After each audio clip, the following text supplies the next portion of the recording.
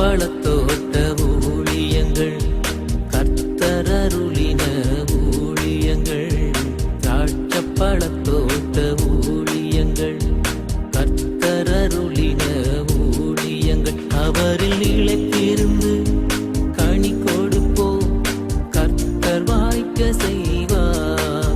அவரில் நிலைத்திருந்து கனி கொடுப்போம், கர்த்தர் வாய்க்க செய்வார். துதி உமக்கே, துதி உமக்கே, துதி உமக்கே என்றுமே என்றும். துதி உமக்கே, துதி உமக்கே, துதி உமக்கே என்றுமே என்றும். துதி உமக்கே என்றுமே என்றும். துதி உமக்கே என்றுமே. சிறியவனை பொழுதிலிருந்தும் எளியவனை குப்பையிலிருந்தும் எடுத்து உயர்த்தி ராஜாக்களோடும் பிரபுக்களோடும் வந்திருக்க செய்கிற அருமை ஆண்டவர் இயேசு கிறிஸ்துவின் இனிதான நாமத்தினாலே இந்த சத்தத்தை கேட்கின்ற அனைத்து தேவனுடைய பிள்ளைகளுக்கும் என்னுடைய அன்பான வாழ்த்துதல்கள். நீங்கள் கோடா கோடியை பெருகுவீர்களாக, உங்களுடைய பிள்ளைகள் கோடா கோடியை பெருகுவார்களாக என்று வாழ்த்துகின்றேன், ஆசீர்வதிக்கின்றேன். பிரியத்துக்குரியவர்களே, நேற்றைய தினம் என்னுடைய தகப்பனார் என்னை விட்டும் எனது குடும்பத்தாரை விட்டும் கடந்து சென்று 28 வருடங்கள் நிறைவு பெறுகின்ற ஒரு நாள். பிப்ரவரி 2ஆம் தேதி என்னுடைய வாழ்க்கையில் மறக்கவே முடியாது. அந்த நாளில்தான் எங்களுடைய தகப்பன் எங்களை விட்டு கடந்து போனார். பிரியத்துக்குரியவர்களே, அந்த நாட்களெல்லாம் மிகவும் பயங்கரமானவைகளாக இருந்தாலும் கர்த்தரை நான் ஏற்றுக்கொண்ட ஒரே ஒரு காரணத்து நிமித்தமாகவும் அந்த நேரத்தில் வல்லமையாக கர்த்தருடைய ஊழியத்தை செய்து அநேக வாலிபர்களை, கர்த்தரை அறியாத வாலிபர்களை அவரின் பக்கமாக இழுக்கவும், அவருடைய சட்டைகளுக்குள்ளே அடங்கியிருந்தபடியினாலே அந்த பள்ளத்தாக்கையெல்லாம் வெற்றிகரமாக கடந்து வரவும் இன்றைக்கு வரைக்கும் நிலைநிற்கவும் ஆண்டவர் உதவி செய்திருக்கின்றார். இழப்புகள் வருகிற பொழுது, வாழ்வில் புயல் காற்றுகள் வருகிற பொழுது நாம் அவருடைய சட்டைகளுக்குள்ளாக இருப்போம் என்றால் அது மிகவும் பாதுகாப்பானதாக இருக்கும். புயல் காற்றை தடுக்க முடியாது. சில நேரங்களிலே பறவைகள் நம் மீது எச்சம் போடுவதை நம்மளால் தடுக்க முடியாது. பொல்லாத மனிதர்கள் நமக்கு விரோதமாக எழும்புவதை தடுப்பது என்பது நம்முடைய கரத்தில் இல்லை. அவர்களை அடக்குவதும் என்பது நம்முடைய கரத்தில் இல்லை. ஆனால் அவருடைய சட்டைகளுக்குள்ளாக நாம் இருக்கின்ற பொழுது நாம் எதற்கும் பயப்பட வேண்டிய அவசியம் இல்லை.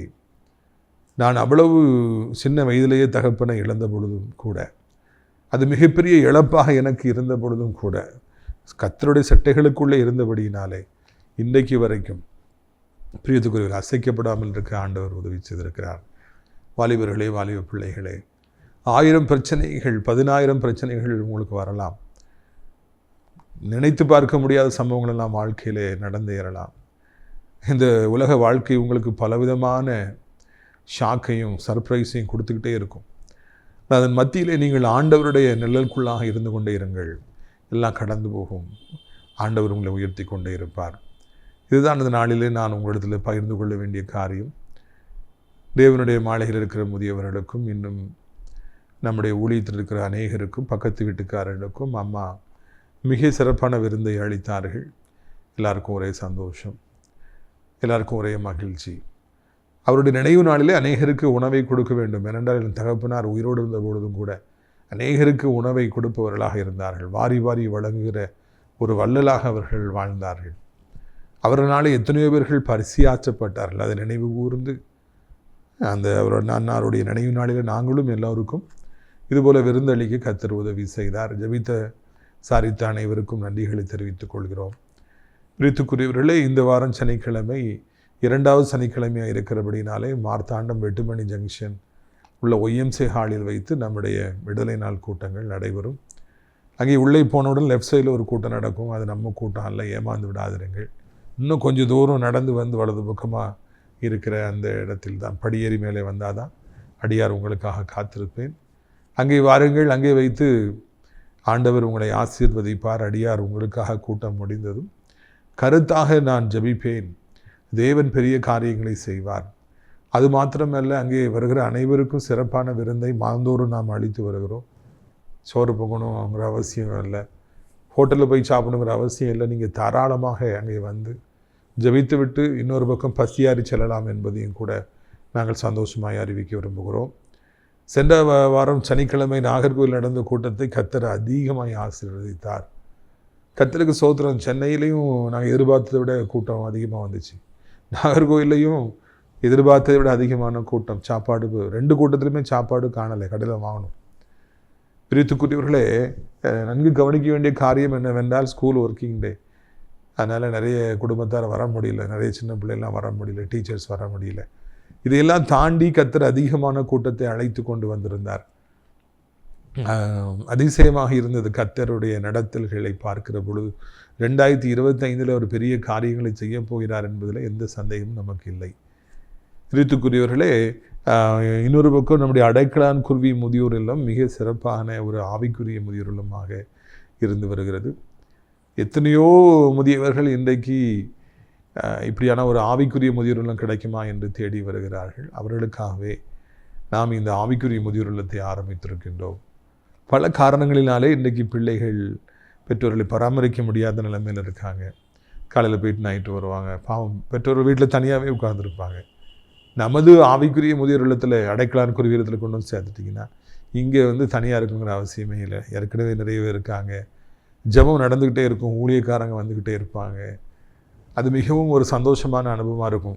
ஒரு ரூமுக்குள்ளே அடைச்சி வைக்க மாட்டோம், பெரிய இடம், வாக்கிங் போகலாம், பக்கத்தில் தேவனுடைய மாளிகை இருக்கிறது, போய் ஜெபிக்கலாம். பல விதங்களிலே அது உங்களுக்கு ஆசீர்வாதமாக இருக்கும். ஏராளமான இடங்கள் இருக்கின்றன, நீங்கள் தாராளமாய் வரலாம் என்பதை மகிழ்ச்சியோடு தெரிவித்துக் கொள்ள ஆசைப்படுகிறோம். பிரித்துக்குரியவர்களே, உங்களுக்காக நாங்கள் ஜெபிக்கிறோம். நீங்களும் தொடர்ந்து ஜெபியுங்கள்.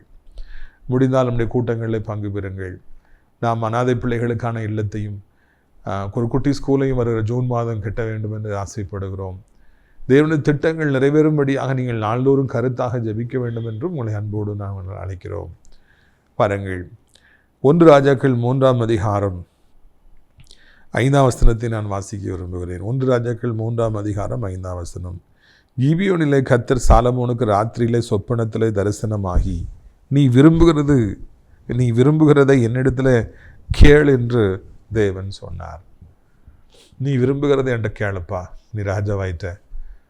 என்னுடைய தாசனாகி தாவீதுடைய மகன் நீ, எனக்கு அவர் ரொம்ப பிரியமானவர், அவருடைய பிள்ளைல, அதனால தான் உன்னை நான் ராஜாவாக்கியிருக்கிறேன். நீ செல்ல வேண்டிய பாதை வெகு தூரம், you have to go a very long way. அதனால் மகனே, நீ விரும்புகிறதை என்கிட்ட கேளுப்பா அப்படின்னு சொல்லி அந்த சாலமோன் ராஜாவிடத்தில் ஆண்டவர் சொப்பனத்தில் போய் கேட்டாராம். எனக்கு இதை வாசித்த பொழுது மிகவும் பரவசமாக இருந்தது.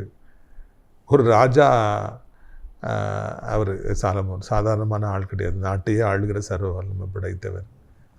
ஆனால் அவர்கிட்ட போயிட்டு ஆண்டவர் சொல்கிறார், உனக்கு என்னப்பா வேணும் என்கிட்ட கேள், நான் உனக்கு தாரேன், நீ தயங்காமல் கேளுன்னு அப்படின்னு சொல்லி சொன்னாராம். ஒரு நாட்டை ஆளுகிற ராஜாவுக்கே கடவுளுடைய தயவு தேவைப்படுகிறது, கடவுளுடைய கிருபை தேவைப்படுகிறது, உதவி தேவைப்படுகிறது. இல்லை என்றால் அந்த ராஜாவால் சரியானபடிக்கு ஆட்சி செய்ய முடியாது. அப்படி ராஜ்யபாரம் நிலைநிற்க மாட்டாது. சத்ரு அந்த ராஜ்யத்தில் இருக்கிற மக்களை சிதறும்படியாய் செய்து விடுவார். ராஜாவாக இருந்தால் என்ன, கர்த்தர் போய் கேட்குறாரு, உனக்கு என்னப்பா வேணும் கேளுனா உனக்கு செய்கிறேன், உனக்கு துணையாக இருக்கிறேன், சப்போர்ட் பண்ணுறேன். அநேக இடங்களிலே தேவனுடைய பிள்ளைகள் ஆண்டவரை தேடுகிறார்கள், ஆலயங்களுக்கு செல்லுகிறார்கள், கூட்டங்களுக்கு செல்லுகிறார்கள். ஆண்டவரை என்னை ஆசீர்வதியும் என்று சொல்லுகிறார்கள். ஆண்டவரை எனக்கு அது தேவை, இது தேவை என்று சொல்லி நாம் நம்முடைய தகப்பனிடத்தில் உரிமையாய் கேட்கிறோம். ஆனால் இன்னும் அதிக ஜனங்கள் தங்களுக்கு கர்த்தருடைய துணை தேவை என்பதை அறியாதபடிக்கு வாழ்வதை காண்கின்றோம். ஆண்டவருடைய உதவி ஒத்தாசை இருந்தால்தான் வாழ்க்கையில் முன்னேற முடியும் என்பதை அறியாதபடிக்கு வாழ்வதை காண்கின்றோம். தங்களுடைய சுய பலத்தில் அநேகர் இன்றைக்கு போராடுவதை காண்கின்றோம். தங்களுடைய சுய ஞானத்தினாலே சிந்தித்து முயற்சி எடுத்து உழைத்து எப்படியாவது வாழ்க்கையில் முன்னேறி விடலாமா, வெற்றி பெற்று விடலாமா என்று சொல்லி அவர்கள் போராடுகின்றார்கள். வாழ்க்கையில் போராடுவது என்பதும் கடினமாய் உழைப்பதும் என்பதும் மிகவும் நல்லது. சோம்பேறிகளுக்கு இந்த உலகத்தில் இடம் கிடையாது. மனிதன் தன்னுடைய வாழ்க்கையில் ஒவ்வொரு நிமிடமும் சிந்தித்து நான் எப்படி முன்னேற வேண்டும், நான் எப்படி உழைக்க வேண்டும், எப்படி வெற்றி பெற வேண்டும். இது ஒரு போட்டி நிறைந்த ஒரு உலகமாக இருக்கிறது. நான் எப்படியாவது முன்னேற வேண்டும் என்று சொல்லி எல்லார்களும் இன்றைக்கு போட்டி போடுறாங்க. நாமும் கூட ஒவ்வொரு நிமிடமும் சிந்தித்து வாழ்க்கையில் கர்த்தர் நமக்கு தந்திருக்கிற இந்த ஆயுசு காலத்தில் எவ்வளவு அதை நாம் பிரயோஜனப்படுத்த முடியுமோ, ஆதாயப்படுத்த முடியுமோ ஆதாயப்படுத்தி, எவ்வளவு சிந்திக்க முடியுமோ சிந்தித்து தான் நம்முடைய வாழ்க்கையில் நாம் முன்னேறுகிறோம். எல்லாம் நல்லது தான். ஆனாலும் கூட இவை எல்லாவற்றுக்கும் அப்பாற்பட்டு வல்லமை என்று சொல்லி ஒன்று இருக்கிறது. தெய்வம் என்று சொல்லி ஒருவர் இருக்கின்றார். ஆண்டவர் என்று ஒருவர் இருக்கின்றார். அவருடைய ஒத்தாசை இருந்தால்தான் இவை யாவும், நாம் எடுக்கிற பிரயாசங்கள் யாவும் வெற்றி பெற முடியும். இல்லை என்றால் ஒன்றும் எதுவும் நமக்கு உதவி செய்ய போவதில்லை. சரீர முயற்சி அற்ப பிரயோஜனமில்லை என்று வார்த்தை சொல்லுகிறது. இன்னொரு இடத்துல ஆண்டவர் இயேசு கிறிஸ்து சொல்லுகிறார், என்னை இல்லாமல் உங்களாலே ஒன்றும் செய்ய முடியாது. வாலிபனே, வாலிப மகளை படித்து கொண்டிருக்கலாம். ஏராளமான பாடங்கள் புதிதாக வந்திருக்கலாம். நிறைய போட்டிகள் இருக்கலாம். உங்களை விட திறமையானவர்கள் படித்து கொண்டிருக்கலாம். எவ்வளோ படித்து பார்த்தாலும் மார்க் எடுக்க முடியாத ஒரு நிலைமையில் இருக்கலாம். எக்ஸாமுக்காக அங்கங்கே ஜெபங்கள் நடைபெறுகிறது. வருட கடைசிக்கு வந்து கொண்டிருக்கின்றோம். 10th ஸ்டாண்டர்ட் 12th ஸ்டாண்டர்டில் நிறைய சவால்கள் காத்திருக்கிறது. நல்ல மார்க் ஸ்கோர் பண்ணாதான் நல்ல எதிர்காலம் இருக்கிறது. பல காரியங்கள், சவால்கள் உங்களுக்காய் காத்திருக்கிறது. கடினமாக உழையுங்கள். அம்மா அப்பா எங்கே டியூஷன் வச்சாலும் போங்க, என்ன கோச்சிங் கொடுத்தாலும் ஏற்றுங்க, கிளாஸில் நல்லா படிங்க, நைட்லாம் கண் விழித்து படியுங்க. ஆனால் அதெல்லாம் ஒரு பக்கம் இருக்கட்டும். இன்னொரு பக்கம் கர்த்தருடைய ஒத்தாசை தேவை என்பதை முதலாவது நீங்கள் உணருங்கள். உடைய மனதிற்குள்ளாக ஆண்டவருடைய ஒத்தாசை எனக்கு இல்லாத பட்சத்தில் நான் எவ்வளவு படித்தாலும் முயற்சி எடுத்தாலும் வெற்றி பெற முடியாது என்பதை முதலாவது நீங்கள் உணருங்கள். படிக்க ஆரம்பிப்பதற்கு முன்பாக ஜெபியுங்கள். ஆண்டவரே, எனக்கு உடைய ஒத்தாசை வேண்டும் என்று ஆண்டவரிடத்தில் நீங்கள் சொல்லுங்கள்.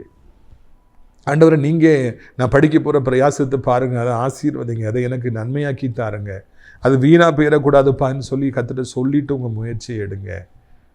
உழைக்கவும் வேண்டும், போராடவும் வேண்டும். இன்னொரு பக்கம் நம்முடைய பலத்துக்கு அப்பாற்பட்ட ஒரு வல்லமை உண்டு, அவர்தான் ஆண்டவர். அவருடைய ஒத்தாசை இல்லாதபடி ஒன்று நடக்காது என்பதை உணர்ந்து நாம் அவருடைய செல்வோம் என்றால் நம்முடைய வாழ்க்கையில் நமக்கு வேதனை இல்லை. எவ்வளோ பேர் எவ்வளோ உழைச்சி வீணாக போயிருக்கு தெரியுமா? எவ்வளோ பேர் எவ்வளோ பணத்தை எத்தனையோ பிஸ்னஸில் போட்டு, எவ்வளோ ஷேரில் போட்டு, இதெல்லாம் தொழிலாம் பண்ணி, என்னெல்லாமோ பண்ணி பார்த்து அந்த பணங்களெல்லாம் வீணாக போயிருக்கு தெரியுமா? எத்தனை வியாபாரிகள், எத்தனை மெர்ச்சன்ட்ஸு எவ்வளவு பிஸ்னஸ் பண்ணி, எவ்வளவு இன்வெஸ்ட் பண்ணி போட்டு என்னெல்லாமோ பண்ணி பார்த்து எதுவுமே நடக்காமல் போயிடுச்சு தெரியுமா? எவ்வளோ வீடுகள் கட்டப்பட ஆரம்பித்து அப்படியே நின்று கிடக்கிறது தெரியுமா? ஒருவேளை நாம் பார்க்குறோம், எத்தனையோ ஹாஸ்பிட்டலுக்கு கூட்டு போய், எவ்வளோ டாக்டர்ஸ்ட்டை கூட்டு போய், ஸ்பெஷலிஸ்ட்லாம் விசாரித்து நெட்டெல்லாம் அடித்து பார்த்து இந்த டாக்டர்கிட்ட போவோமா, அந்த டாக்டர்கிட்டலாம் போவோமான்னு சொல்லி விசாரித்து எங்கெல்லாமோ போய் என்ன ட்ரீட்மெண்ட் எடுத்து பார்த்தும் வியாதிகள் கடைசி வரைக்கும் சுகமாகாமலேயே போயிருக்கிறது தெரியுமா? அவர்கள் யாரை காப்பாற்ற வேண்டும் என்று நினைத்தார்களோ அவரை காப்பாற்ற முடியாமல் போயிருக்கிறது தெரியுமா? காரணம் என்ன? ஒரு பக்கம் ட்ரீட்மெண்ட்டு போனாலும், ஒரு பக்கம் நாம் டாக்டர்ஸை பார்த்தாலும் நம்பிக்கை ஒன்று தெளிவாக இருக்கணும், நம்முடைய மைண்ட் செட் தெளிவாக இருக்கணும். இதெல்லாம் ஒரு பக்கம் இருந்தாலும் கடவுள் என்று ஒருவர் இருக்கிறார், ஆண்டவர் என்று ஒருவர் இருக்கிறார். அவர்தான் இயேசு. அவருடைய ஒத்தாசை இல்லாதபடி, அவர் இதை அங்கீகரிக்காதபடி எவ்வளவு ஓட்டம் ஓடினாலும் ஒன்றும் செய்ய முடியாது என்பதை நாம் புரிந்து கொள்ள வேண்டும். பிரித்துக்குரியவர்களே, நான் உனக்கு என்னப்பா செய்யணும்? இந்த கேள்வி உனக்கு தாரேன். யார்கிட்ட சொல்கிறாரு? இஸ்ரவேலின் தண்ணீரற்ற ராஜாவாகிய சாலமோன்ட்ட வந்து சொல்கிறார், உனக்கு என்னப்பா வேணும்? நான் என்ன செய்யணும் உனக்கு? ராஜாவாக இருந்தால் என்ன, இந்த உலகத்தில் எவ்வளோ பெரிய மனிதராக இருந்தால் என்ன, எவ்வளோ படித்திருந்தால் என்ன, உங்களுக்கு ஆண்டவருடைய ஒத்தாசை தேவை. நம்ம அதை உணர்வோம். நம்ம உணர்ந்துட்டோம் அப்படின்னாலே வாழ்க்கையில் ஆண்டவரை தேடுவோம். நம்ம தாழ்மையுடையவர்களாக நம்ம இருப்போம். அப்படின்னா நமக்கு நிச்சயமாக வெற்றி உண்டாகும் என்பதில் எந்த விதமான சந்தேகம் இல்லை. இரண்டாவதாக இதில் நம்ம காண்கிற இன்னொரு காரியம், ஆண்டவரும் கூட நமக்கு உதவி செய்ய வேண்டும் என்று சொல்லி காத்திருக்கின்றார், நம்மை தேடி வருகின்றார். எல்லாருக்கும் ஒரு சந்தர்ப்பம் வாழ்க்கையில் கொடுக்கப்படும் என்பதை மறந்துவிடவே கூடாது. எல்லோரையும் தேடி ஆண்டவர் ஒரு நாளிலே வருவார், வாலிப வயதிலே வருவார், என்னை ஏற்றுக்கொள் என்று சொல்லுவார். ஆண்டவர் நாம் படித்து முடித்திருக்கிற காலங்களில் நமக்கு வேலையை கொண்டு வருவார். நான் வேலையில் இருக்கும் பொழுது நமக்கு பிரச்சனைகள் வரும் பொழுது அந்த பிரச்சனைகளை தீர்ப்பதற்காக நம்மை தேடி வருவார். வியாதி வந்து நம்ம இங்கேயும் எங்கேயும் போய் தடுமாறிட்டு நிற்கும் பொழுது என்ன பண்ணணும், எந்த டாக்டர்கிட்ட போகணும், என்ன ட்ரீட்மெண்ட் எடுக்கணுங்கிற சொல்லிக் கொடுப்பதற்காக ஆண்டவர் வருவார். நீங்கள் பிஸ்னஸ் ஆரம்பிக்கும் பொழுது இந்த பிஸ்னஸ் நீ பண்ணு, இதை பண்ணாத, இதை இந்த இடத்துல நீ பண்ணு, இதை பண்ணாத சொல்லிக் கொடுப்பதற்காக ஆண்டவர் அங்கே வருவார். ஊழியம் செய்கின்ற பொழுது நமக்கு உதவி செய்வதற்காக, ஊழியத்தை மேலே கொண்டு செல்வதற்காக, ஆலோசனை கொடுப்பதற்காக ஆண்டவர் அங்கே வருவார். நீங்கள் அழைத்து தான் வர வேண்டும்ங்கிற ஆண்டவர் அவர் அல்ல. நீங்கள் அழைத்தாதான் அங்கே வருவேன், கூப்பிட்டாதான் வருவேன்னு சொல்கிறவர் அல்ல. அவர் உங்களை நேசிக்கிறபடினாலே, அவர் உங்களை தாயின் கருவிலே தெரிந்து கொண்டபடினாலே அவராகவே உங்களை தேடி வருகிறார். அவராகவே உங்களிடத்தில் வந்து நிற்கிறாரு. என்னப்பா வண்டி ஸ்டார்ட் ஆக மாட்டேங்குதா, வண்டி மூவ் ஆக மாட்டேங்குதா, அவசரமாக ஊழியத்துக்கு போகணுமா, என்ன செய்யணும், ரேடியேட்டரில் தண்ணிலாம் ஹீட் ஆயிடுச்சா, வண்டி இப்படி நிற்கிதா, என்ன பண்ணணும், அவனுக்கு ஹெல்ப் வேணுமா? எத்தனையோ முறை ஊழியத்தில் அங்கங்கே சென்று நடுவழியில் நின்று பரிதவித்து கொண்டிருக்கிற பொழுது ஆண்டவர் பலமுறை என்னை தேடி வந்திருக்கிறார். அந்த பிரச்சனையை சால்வ் பண்ணி, எப்படியாவது அதை சால்வ் பண்ணி அதை உடனடியாக ஊழியத்தில் போய் கரெக்டாக போய் நின்று செய்யும்படியாக உதவி செய்திருக்கிறார். அதை சரி பண்ணவே முடியாமல் போன பொழுது ஆண்டவர் நல்ல ஒரு புதிய காரை கர்த்தர் கொடுத்தார். ஆண்டவர் வாழ்க்கையில் ஒவ்வொரு முறையும் எல்லோரையும் அவர் தேடி வருவார். தேடி வந்து நான் உனக்கு என்ன செய்ய வேண்டும் என்று சொல்லி கேட்பார். இது ஒரு மிகப்பெரிய ஒரு பாக்கியம் அல்லவா? தேவன் இன்றைக்கு எல்லோரையும் தேடி செல்கிறவராக இருக்கின்றார். நல்லோரையும் தீயோரையும் ஆண்டவர் தேடி செல்கிறார். தன்னை அறிந்தவர்களையும் அறியாதவர்களையும் தேடி போகின்றார். 2025 கர்த்தர் திருமணமாகாதபடி தவிக்கிற பிள்ளைகளை பார்த்து தேடி போறார். எப்படி மாப்பிள்ளை வேணும் உனக்கு, எப்படி பொண்ணு வேணும், எதுக்காக நீ வெயிட் பண்ற, என்ன காரியம் என்று சொல்லு, நான் ஏற்றபடி உனக்கு நான் கொண்டு வருவேன். ஆண்டவர் தேடி வரார். குழந்தைக்காக எவ்வளவோ ட்ரீட்மெண்ட் எடுத்து பார்த்தோம், இல்லைன்னா எவ்வளோ ஓடி பார்த்தோம், எவ்வளோ பிரயாசம் எடுத்தோம்.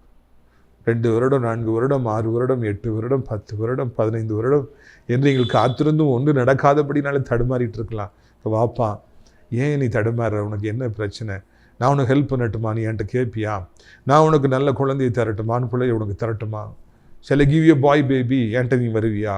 ஆண்டவர் வந்து அங்கே வந்து பேசுகின்றவராக இருக்கின்றார். சொந்த வீடு இல்லாமல் நீங்கள் தவிச்சிட்டு இருக்கலாம். அப்படியா, வீடு இல்லையா, உனக்கு ஆசையாக இருக்கியா, அதுவும் இந்த முக்கியமான இடத்துல வாங்கணும்னு நினைக்கிறியா, நான் உனக்கு தரட்டுமா?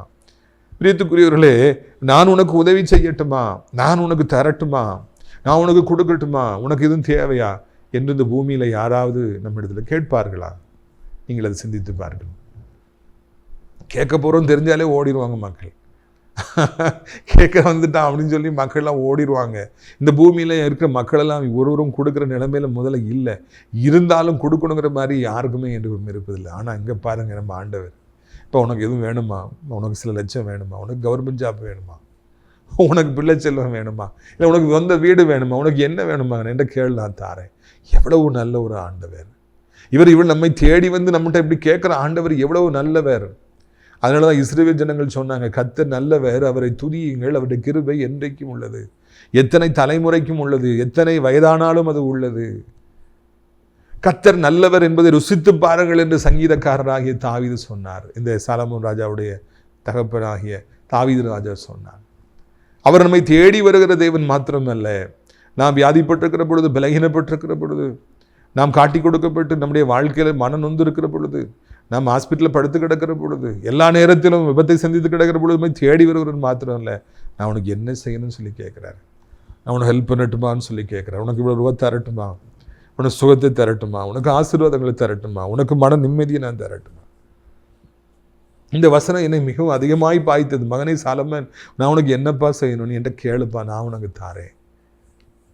இந்த நாளிலே எதையாவது சாதிக்க வேண்டும் என்று ஆர்வத்தோடு இருக்கிற அருமையான தேவனுடைய பிள்ளைகளே, வாழ்க்கையில் முன்னேறணும், சாதிக்கணும், ஆண்டவருக்காக சாதிக்கணும், வேலையில் சாதிக்கணும், பிஸ்னஸில் சாதிக்கணும், ஊழியத்தில் சாதிக்கணும்னு சொல்லி ஒரு தாகத்தோடு இருக்கிற பிள்ளைகளிடத்தில் நான் பேச முடிய விரும்புகிறேன். ஏதோ வாழ்க்கை நடக்கட்டும், ஏதோ கிடைக்கிற வேலை கிடைக்கட்டும், ஏதோ சம்பளம் வரட்டும், ஏதோ சாப்பிட்டுட்டு போவோம், வாழ்க்கையில் அப்படி இருந்துட்டு போயிடும் என்று நீங்கள் ஒரு காலம் தயவு செய்து வாழாதீங்க.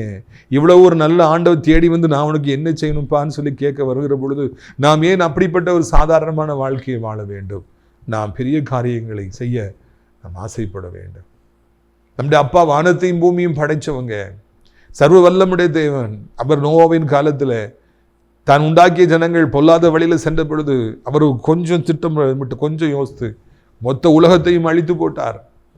தன் தாசனாகிய நோவாவையும் அவருடைய பிள்ளைகளையும் அவருடைய மனைவி மருமக்கள் அவருடைய எல்லாரையும் பாதுகாத்தார். தேவன் அவர் சர்வ வல்லமுடைய தேவனாக இருக்கிறார். அவர் வந்து நான் உனக்கு என்னப்பா செய்யணும்னு சொல்லி கேட்பாருன்னா, நம்ம ஏன் சின்னதாக காரியங்களை வாழ்க்கையில் கேட்கணும்? சின்னதாக நாம் ஏன் ஆசைப்படணும்? எனக்கு இப்போ இருக்கிறதே போதும்ப்பான்னு சொல்லி நம்ம ஏன் வாழ்க்கையை வெறுத்து நம்மளே ஏன் சோர்ந்து போய் போதும் இப்படியே வாழ்ந்து போயிடுறேன் என்று நாம் சொல்லுவது தேவனுக்கு பிரியமானது அல்ல. அப்படி வாழ்வதற்காகவா தேவன் என்னையும் உங்களை அழைத்தார்? இல்லைப்பா, அந்த வருஷத்தில் நான் பெரிய காரியங்களை நாம் எடுத்தது பெற்றுக்கொள்ளணும். should receive great things from your hands. I should do great things for you. நீங்கள் பெரிய தேவன், நீங்கள் மகத்துவமானவர், நீங்கள் என்னை தேடி வந்து கேட்குறீங்க, அப்புறம் நானும் பெரிய காரியங்களை என்னுடைய வாழ்க்கையில் செய்ய வேண்டும். உங்களைப் போல, என் தகப்பனாகி உண்மை போல நானும் பெரிய காரியங்களை செய்ய வேண்டும் என்று சொல்லி நீங்கள் கேட்க வேண்டும். கேளுன்னு அவர் சொல்லும் பொழுது நம்ம ஏன் கேட்காம இருக்கணும்? மக்களே, இதை நீங்கள் புரிந்து கொள்ள வேண்டும் என்று உங்களை அன்போடு அழைக்கிறேன். இன்னைக்கு ஆண்டவர் உங்களை பார்த்து கேட்கிறார், உனக்கு என்ன வேணும் கேளு. அப்ப ஏன் நம்ம கேட்கக்கூடாது? கேளுங்க, அவர்கிட்ட கேளுங்க. என்ன வேண்டும் என்றாலும் கேளுங்க, எவ்வளவு வேண்டும் என்றாலும் கேளுங்க. ஏராளமாக தாராளமாக அவர் கொடுப்பதற்காக ஆயத்தமாக இருக்கிற பொழுது நாம் ஏன் கேட்கக்கூடாது என்பதுதான் இந்த நாளிலே என்னுடைய கருத்தாக இருக்கிறது. என் உள்ளத்திலிருந்து பாரத்தை தான் ஆண்டவர் போட்டார். நிறைய பேர் வாழ்க்கையில முன்னேறாமலே போனதற்கு காரணம், நிறைய பேர் வாழ்வில் எவ்வளவோ திறமையுடையவர்களாக இருந்தாலும் கடைசி வரைக்கும் அறியப்படாமலே இருந்து போனதற்கு காரணம் அவர்கள் ஆசைப்படவில்லை. தன்னை தேடி ஆண்டவர் வந்து உனக்கு என்ன செய்யணும்ப்பான்னு கேட்கும் பொழுது அவங்க ஒண்ணுமே சொல்லாம டோரை பூட்டிக்கிட்டு அமைதியா இருந்துகிட்டதுனால, போதும் போதும் போதும் சொல்லி இருந்துகிட்டதுனால கடைசி வரைக்கும் அவர்களை ஆண்டவர் உயர்த்த முடியாமலே போய்விட்டது. ஒருவரும் சொல்ல முடியாது. நல்லா தெளிவா புரிஞ்சுங்க. என்ன ஆண்டவர் தேடி வரல, உனக்கு என்ன செய்யணும்ப்பான்னு சொல்லி என்கிட்ட கேட்கல அப்படின்னு சொல்லி யாருமே சொல்ல முடியாது. எல்லோரையும் ஆண்டவர் தேடி வந்தார், தேடி வந்து கொண்டிருக்கிறார். இந்த பூமியில பிறக்கிற எல்லோரையும் ஆண்டவர் ஒரு நாள் தேடி வருவார். அதுவும் கிளடு ஆன பிறகு, வயசான பிறகு, ஆடி முடிச்ச பிறகு அல்ல. பிரைம் பீரியட்ல நம்ம இருக்கும் பொழுதே, நமக்கு நல்ல பலன் இருக்கும் பொழுதே ஆண்டவர் தேடி வந்து நான் உனக்கு என்ன செய்யணும், உன் எதிர்காலத்தை எப்படி நான் அமைச்சு கொடுக்கணும், நீ எதை விரும்புகிற மகனே, உன்னுடைய ஆசை என்று சொல்லு, நான் செய்கிறேன்னு சொல்லி எல்லோருக்கும் ஆண்டவர் ஒரு சந்தர்ப்பத்தை தந்தார். எல்லோரையும் ஆண்டவர் தேடி வந்தார். இதை நீங்கள் புரிந்து கொள்ளுங்கள். யாருமே வந்து ஆண்டவர் என்ன தேடி வரலன்னு சொல்லவே முடியாது, சொல்லக்கூடாது. அவர் தேடி வந்தார், கேட்டார். நாமளும் அதை புரிஞ்சு கொள்ளலை, நம்மளும் கேட்கல. காதுகள் இருந்தும் நாம் காதுகள் இல்லாதவர்களாக இருந்தோம், கண்கள் இருந்தும் கண்கள் இல்லாதவர்களாக இருந்தோம், இதயம் இருந்து சிந்திக்க முடியாதவர்களாக நாம் போனோம். ஒவ்வொரு புதிய நாளிலும் புதிய காரியங்களை கர்த்தர் செய்யும்படியாக வாஞ்சியுங்கள். ஒரு புதிய வருஷத்துக்குள்ளே வருகிற பொழுது இந்த வருஷம் ஆண்டவருக்காக எழும்பி பிரகாசிக்கணும்னு சொல்லி நீங்கள் ஆசைப்படுங்க. சாலமோன் அப்படி என்ன தான் கேட்டார். ஆண்டவர் வந்து வேணுமாப்பா, உனக்கு எதுவும் செய்யணுமாப்பான்னு கேட்டவுடனே சாலமோன் என்ன கேட்டார், அதை நம்ம தியானிப்போமா? 1 ராஜாக்கள் 3ஆம் அதிகாரம் 19ஆம் வசனம். ஆகியால் உமது ஜனங்களை நியாயம் விசாரிக்கவும் நன்மை தீமை என்றதென்று வகையறுக்கவும் அடியனுக்கு ஞானமுள்ள இருதயத்தை தந்திரலும். ஏராளமாக இருக்கிற இந்த உமது ஜனங்களை நியாயம் விசாரிக்க யாராலே ஆகும் என்றார். இதில் ரொம்ப நல்லா யோசிக்க வேண்டிய காரியம், ஐ வாண்ட் விஸ்டம். ஞானம் வேணும்னு அவர் சொல்கிறார். வேறு எல்லாமோ சொல்லியிருக்கலாம், ஆனால் அவர் எனக்கு ஞானம் வேணும், கரெக்டாக அவர் என்ன தேவைங்கிறத புரிஞ்சுக்கிட்டார், அதை சொன்னார். நம்முடைய வாழ்க்கையிலும் கூட என்ன வேணுங்கிறத நம்ம புரிந்து கொண்டால் அது நலமாக இருக்கும். அப்படி இப்படி இப்படி இப்படி இப்படின்னு சொல்லி குழம்பி கடைசியில் ஒன்றுமே இல்லாமல் நிறைய பேர் வாழ்க்கையில் ஏமாந்து போயிடுறாங்க. What is your target? உங்களுடைய வாழ்க்கையின் இலக்கு என்ன? எதை நோக்கி நீங்கள் பிரயாணம் பண்ணி கொண்டிருக்கிறீர்கள்? வாலிபனே, வாலிப மகளே, வாட் இஸ் யுவர் டார்கெட்? அதை ஆண்டவர்கிட்ட கேளுங்க. நீங்கள் குழம்பி போயிடாதீங்க, அங்கே இங்கே அலசடிப்படாதீங்க. உன் கண்ணிமைகள் அங்கும் இங்கும் நோக்காதிருப்பதாக அது நேராக நோக்க கடவுள். Let your eyes look straight ahead. நம்ம வாலிப வயதில் இதை புரிந்து கொள்ள வேண்டும். நம்முடைய நோக்கம் என்ன என்பதை நாம் தெளிவாக அறிந்திருக்க வேண்டும். எனக்கு ஞானம் வேண்டும் என்று சாலமோன் ராஜா கேட்டார். அந்த இதில் கரெக்டாக இருந்தார். உங்களுக்கும் என்ன வேணும், நம்ம எங்கே போகிறோங்கிறது தெளிவாக நீங்களே புரிஞ்சுங்க. புரிஞ்சு ஆண்டவர்கிட்ட கேளுங்க, அப்பவும் கர்த்தர் தெளிவாக நடத்துவார். அந்த அந்த பீரியட் வந்து ரொம்ப ஒரு கஷ்டமான ஒரு பீரியட். நம்முடைய அழைப்பு என்ன, நம்ம எங்கே போகணும், என்ன செய்யணும், அதில் வந்து ஒரு குழப்பம் வரும். அந்த குழப்பத்தின் மத்தியில் கர்த்தர் நமக்கு தருகிற ஞானத்தினாலே நாம் தெளிவாக அறிந்து கொண்டு, இதுதான் என் பாதப்பா, இதில் போகிறதுக்கு எனக்கு உதவி செய்யுங்க, இதுதான் என்னுடைய ஆசை, இதை நிறைவேற்றுறதுக்கு எனக்கு உதவி செய்யுங்க. நீங்கள் இதை தெளிவாக கர்த்தருக்கு ப்ரெசென்ட் பண்ணிட்டீங்கன்னா அதுக்கு பிறகு அவர் பார்த்துக்குவார், அவர் எல்லாத்தையும் உங்களுக்கு தருவார். இதை கேட்டுக்கொண்டிருக்கிற அருமையான தேவனுடைய பிள்ளைகள் பல இடங்களில் நீங்கள் கேட்குறீங்க. நீங்கள் உங்கள் வாழ்க்கையில் இப்பொழுது என்ன தேவை என்பதை நீங்கள் முடிவு செய்து விட்டீர்களா? உங்களுக்கு அவசரமாக என்ன தேவை என்பதை முடிவு செய்து விட்டீர்களா? அப்படி என்றால் அதை தெளிவாக ஆண்டவருக்கு தெரியப்படுத்துங்கள். இந்த இடத்துல எனக்கு இது தேவை, இந்த காரியத்தில் இது எனக்கு தேவை, ஆண்டவர் இதுதான் எனக்கு ரொம்ப முக்கியமானது, இது எனக்கு தாங்க. தெளிவாக நீங்கள் சொல்லுங்கள். சாலமோன் தெளிவாக சொன்னார், எனக்கு ஞானமுள்ள இருதயம் வேண்டும். நீங்களும் கூட ஆண்டவர்கிட்ட தெளிவாக சொல்லுங்கள், ஆண்டவரை இதுதான் எனக்கு வேணும்னு சொல்லி பாருங்கள். அப்பொழுது கர்த்தர் அதை நிச்சயமாக தருவார். உங்களுக்கு தெரியாதாப்பா நான் என்ன கேட்பேன்னு உங்களுக்கு தெரியாது, அப்படிலாம் பேசாதீங்க. ஆண்டவரே நமக்கு தெரியும், இருப்பினும் கேளுங்கள் கொடுக்கப்படும் என்ற நீதியின்படி நானும் மட்டும் கேட்குறேன். ஆண்டவரே எனக்கு இது வேணும், இதுதான் என்னுடைய தேவை, இதுதான் எனக்கு அவசரம், எனக்கு இதுதான் நீங்கள் செய்யணும் சொல்லி தெளிவாக உங்களுடைய ஆசைகளை தெரியப்படுத்தி பாருங்கள். அப்பொழுது கர்த்தர் பெரிய காரியங்களை செய்வார் என்பதில் எனக்கு சந்தேகமே இல்லை. ரீத்துக்குரியவர்களே, நீங்கள் உங்களுடைய வாழ்க்கையில் உங்களுடைய ரோடு இதுதான் சொல்லி புரிஞ்சுக்கிட்டிங்கன்னா, இந்த பாதையில் தான் நான் போகணும், இதுதான் நான் செய்யணும்னு சொல்லி சரியாக புரிஞ்சுக்கிட்டிங்கன்னா நீங்கள் அசைக்கப்பட மாட்டீங்க.